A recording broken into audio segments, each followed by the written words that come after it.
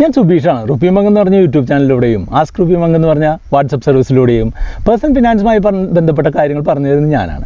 ഇന്നത്തെ ഈ ചെറിയ വീഡിയോയിൽ നമ്മൾ പറയാനായിട്ട് പോകുന്നത് സ്റ്റോക്ക് മാർക്കറ്റ് തുടങ്ങുന്നവർക്കുള്ള ഒരു 6 മന്ത്രങ്ങളാണ് ഇനി പറഞ്ഞു തരാനായിട്ട് പോകുന്നത്. ഒന്നാമത്തെ മന്ത്രം എന്ന് പറഞ്ഞിട്ടുണ്ടെങ്കിൽ എപ്പോഴും ഒരു 2% സ്റ്റോപ്പ് ലോസ് വെച്ച് ട്രേഡ് ചെയ്യുക എന്നുള്ളതാണ്. അതായത് നിങ്ങൾ ഒരു ട്രേഡിംഗ് നടത്തുകയാണെന്നുണ്ടെങ്കിൽ ഒരു 100 രൂപയ്ക്ക് വാങ്ങിയ സ്റ്റോക്ക് നിങ്ങൾ 105 ആവുമെന്ന് പ്രതീക്ഷിക്കുകയാണെന്നുണ്ടെങ്കിൽ 98 അതിൻ്റെ സ്റ്റോപ്പ് ലോസ് ആയിട്ട് സെറ്റ് ചെയ്യുക. അതായത് നമുക്ക് നഷ്ടം വരുന്നത് 2 രൂപയായിട്ട് ലിമിറ്റ് ചെയ്യുക എന്നുള്ളതാണ് ഒന്നാമത്തെ ഒരു മന്ത്രം. അങ്ങനെയാണെന്നുണ്ടെങ്കിൽ എന്താണ്, നിങ്ങൾക്ക് കണ്ടിന്യൂസ് ആയിട്ട് 50 പ്രാവശ്യം ഈ സ്റ്റോപ്പ് ലോസ് അടിച്ചാൽ മാത്രമേ നിങ്ങൾ മാർക്കറ്റിൽ നിന്ന് പുറത്താവുള്ളൂ. രണ്ടാമത്തെ ചെറിയ ക്യാപിറ്റൽ വെച്ച് സ്റ്റാർട്ട് ചെയ്യുക എന്നുള്ളതാണ്. ചെറിയ ക്യാപിറ്റൽ വെച്ച് സ്റ്റാർട്ട് ചെയ്യുക എന്ന് പറഞ്ഞാൽ എന്താണ്, നിങ്ങൾ വലിയൊരു എമൗണ്ട് ഒറ്റയടിക്ക് ട്രേഡ് ചെയ്യാനോ ഇൻവെസ്റ്റ് ചെയ്യാനോ ഒന്നും കൊണ്ടിടരുത്. ചെറിയ ചെറിയ എമൗണ്ട് ഉപയോഗിച്ച് ട്രേഡ് ചെയ്തോ ഇൻവെസ്റ്റ് ചെയ്തോ നിങ്ങളുടെ കോൺഫിഡൻസ് ഉണ്ടാക്കുക. അതിനുശേഷം വലിയ എമൗണ്ടുകളിലേക്ക് മാറുക എന്നുള്ളതാണ് രണ്ടാമത്തെ മന്ത്രം. മൂന്നാമത്തെ, നമുക്കൊരു തെറ്റ് പറ്റി എന്നുണ്ടെങ്കിൽ അത് റിപ്പീറ്റ് ചെയ്യാതെ നോക്കുക എന്നുള്ളതാണ്. നമ്മൾ ഒരു തെറ്റായിട്ടുള്ള എൻട്രി എടുത്തിട്ട് ഒരു സ്റ്റോക്കിൽ നഷ്ടം വരുത്തി കഴിഞ്ഞിട്ടുണ്ടെങ്കിൽ അതേ പ്രശ്നം അടുത്ത ദിവസമോ അടുത്ത ഒരു തവണയോ ചെയ്യാതിരിക്കാൻ ശ്രമിക്കുക എന്നുള്ളതാണ്. നാലാമത്തേത് വളരെ പ്രധാനപ്പെട്ട ഒരു കാര്യമാണ് ഗ്രീഡ്, അത്യാഗ്രഹം ഇല്ലാതിരിക്കുക എന്നുള്ളതാണ്. അത്യാഗ്രഹം വന്നു കഴിഞ്ഞാൽ ഉള്ള പ്രശ്നം എന്താണെന്നറിയാവോ, ഉള്ള പൈസയും കൂടെ അങ്ങ് പോയി കിട്ടുള്ളൂ.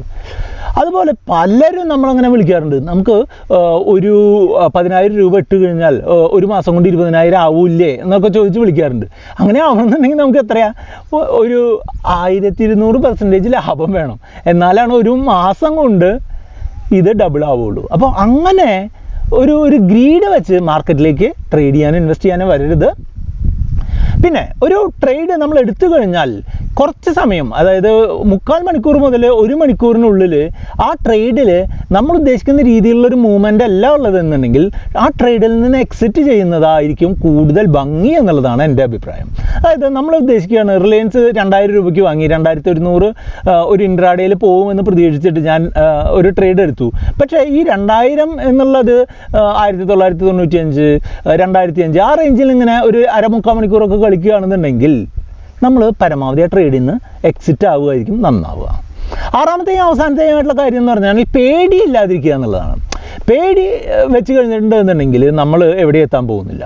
നമ്മൾ കൃത്യമായിട്ടാണ് നമ്മളുടെ അനാലിസിസ് നടത്തിയിട്ടുള്ളത്, നമ്മളുടെ പ്ലാനുകളെല്ലാം കൃത്യമാണെന്നുണ്ടെങ്കിൽ ഒരു പേടിയും പേടിക്കാതെ ഒന്ന് ട്രൈ ചെയ്ത് നോക്കുക എന്നുള്ളതാണ് ആറാമത്തേതും അവസാനത്തേതുമായിട്ടുള്ള ഏറ്റവും പ്രധാനപ്പെട്ട കാരണം. ഇഷ്ടപ്പെട്ടു എന്നുണ്ടെങ്കിൽ ഈ വീഡിയോ കൂട്ടുകാരുമായിട്ട് ഷെയർ ചെയ്യുക. എന്തെങ്കിലും സംശയങ്ങൾ ഉണ്ടെന്നുണ്ടെങ്കിൽ വാട്സപ്പ് സർവീസിലേക്ക് കോൺടാക്ട് ചെയ്യുക. 8848030018 ആണ് നമ്പർ.